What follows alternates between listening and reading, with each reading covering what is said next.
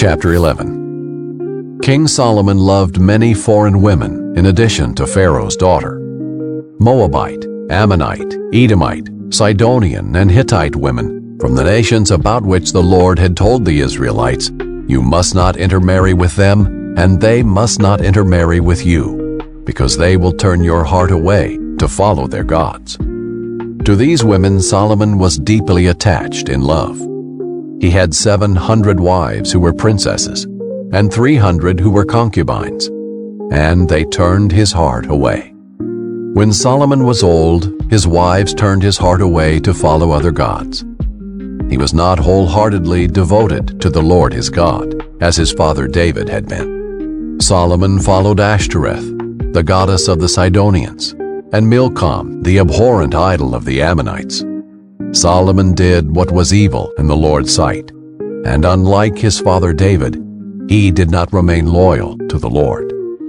At that time Solomon built a high place for Chemosh, the abhorrent idol of Moab, and for Milcom, the abhorrent idol of the Ammonites, on the hill across from Jerusalem.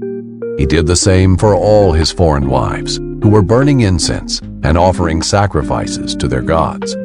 The Lord was angry with Solomon, because his heart had turned away from the Lord, the God of Israel, who had appeared to him twice. He had commanded him about this, so that he would not follow other gods. But Solomon did not do what the Lord had commanded. Then the Lord said to Solomon, "Since you have done this, and did not keep my covenant and my statutes which I commanded you, I will tear the kingdom away from you, and give it to your servant. However, I will not do it during your lifetime, for the sake of your father David. I will tear it out of your son's hand. Yet I will not tear the entire kingdom away from him. I will give one tribe to your son, for the sake of my servant David, and for the sake of Jerusalem that I chose." So the Lord raised up Hadad the Edomite as an enemy against Solomon. He was of the royal family in Edom. Earlier, when David was in Edom, Joab, the commander of the army, had gone to bury the dead and had struck down every male in Edom. For Joab and all Israel had remained there 6 months, until he had killed every male in Edom. Hadad fled to Egypt, along with some Edomites from his father's servants. At the time, Hadad was a small boy. Hadad and his men set out from Midian and went to Paran. They took men with them from Paran and went to Egypt, to Pharaoh king of Egypt, who gave Hadad a house, ordered that he be given food, and gave him land. Pharaoh liked Hadad so much that he gave him a wife, the sister of his own wife, Queen Taphanes. Taphanes' sister gave birth to Hadad's son, Genubath. Taphanes herself weaned him in Pharaoh's palace, and Genubath lived there along with Pharaoh's sons. When Hadad heard in Egypt that David rested with his ancestors, and that Joab, the commander of the army, was dead, Hadad said to Pharaoh, "Let me leave, so I may go to my own country."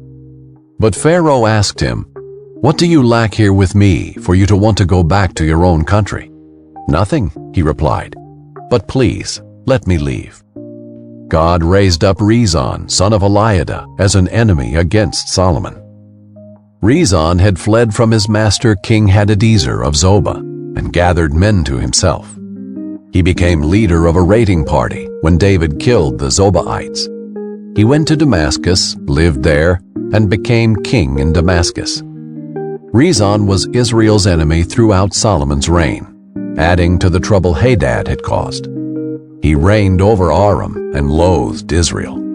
Now Solomon's servant Jeroboam, son of Nebat, was an Ephraimite from Zeradah. His widowed mother's name was Zeruiah. Jeroboam rebelled against Solomon, and this is the reason he rebelled against the king. Solomon had built the supporting terraces and repaired the opening in the wall of the city of his father David. Now the man Jeroboam was capable, and Solomon noticed the young man because he was getting things done.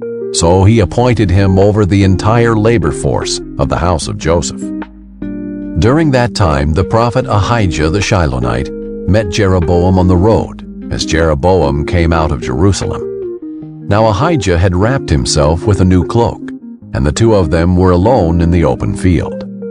Then Ahijah took hold of the new cloak he had on, tore it into 12 pieces, and said to Jeroboam, "Take 10 pieces for yourself, for this is what the Lord God of Israel says. I am about to tear the kingdom out of Solomon's hand. I will give you 10 tribes, but 1 tribe will remain his for the sake of my servant David and for the sake of Jerusalem, the city I chose out of all the tribes of Israel. For they have abandoned me. They have bowed down to Ashtoreth, the goddess of the Sidonians, to Chemosh, the god of Moab, and to Milcom, the god of the Ammonites. They have not walked in my ways to do what is right in my sight, and to carry out my statutes and my judgments, as his father David did. However, I will not take the whole kingdom from him, but will let him be ruler all the days of his life for the sake of my servant David, whom I chose and who kept my commands and my statutes. I will take 10 tribes of the kingdom from his son and give them to you. I will give 1 tribe to his son, so that my servant David will always have a lamp before me in Jerusalem, the city I chose for myself, to put my name there. I will appoint you, and you will reign as king over all you want, and you will be king over Israel. After that, if you obey all I command you, walk in my ways, and do what is right in my sight, in order to keep my statutes and my commands, as my servant David did, I will be with you. I will build you a lasting dynasty, just as I built for David, and I will give you Israel. I will humble David's descendants because of their unfaithfulness, but not forever." Therefore Solomon tried to kill Jeroboam, but he fled to Egypt, to King Shishak of Egypt, where he remained until Solomon's death. The rest of the events of Solomon's reign, along with all his accomplishments and his wisdom, are written in the book of Solomon's events. The length of Solomon's reign in Jerusalem over all Israel totaled 40 years. Solomon rested with his ancestors and was buried in the city of his father David. His son Rehoboam became king in his place.